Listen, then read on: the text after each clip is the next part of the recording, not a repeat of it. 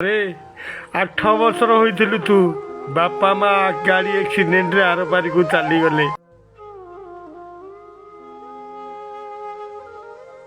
भाई मु तुमको किसी कहवाक आसी। अरे शुभ तू कुआड़े जाइथिलु? आ आ सांग होइकी भात मुठाटे खाइदबा। हे भात पुनी तुम सागर खाइबी? अरे एमिति कौन कहूचु? तोर कौन होइची? अरे बहु पिला कुआड़े गले तो पुओ नाही काई घरे केही दिसुनाहांती? ताको पुओ को आ ममता को से गाँ को छाड़ी देइछन्ती। गाँ को पठेई देइछि हेले काहींकी? ए बेबरा से गाँ को जाइकी 10 दिन होला गाँ रे रहिकी आसिले आउ थरे कौन हैला जे से गाँ को गले?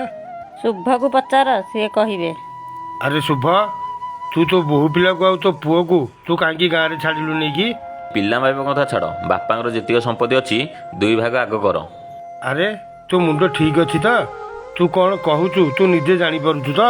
मो मुंड ठीक अच्छी बोली मु कहूची। मु गाँव 10 जण भद्र लोक कही से काली आसवे आ बापा सबू संपत्ति भाग बंटा हम। शुभ रे 8 वर्षर होइथिलु तू बापा माँ गाड़ी एक्सीडेंट रे आर पारी को चली गले। तोते मनीष करिया भाई परर चाकर काम करिली मूल लागिली मुंड झाल तुंडरे मारी न खाई न पी तोते पाठ पढ़ई मनीष कली। तो पाई सरकारी चाकरीटे करदेवा पाई परर गोड़ धइली। एटा को नुआ कथा कि सबू बड़ भाई कर्तव्य सान भाई को मनीष करिया। तू ठीक कहिचु बड़ भाईर सबू कर्तव्य सरी सारिला पोरे सान भाईर कर्तव्य भाई ठारू भाई अलगा रहिबो। मु किछि जानिनी संपत्ति भाग बांटियो ना मु जाई थाना रे केस करबी। जेते भाई सेते घर बाप संपत्ति 2 भाई कर। नाई शुभ तमे एमिति कौन कहूच? घर कथा बाहर लोक जाइले कौन भाबिबे? जगह कौन पाई 2 भाग करिब?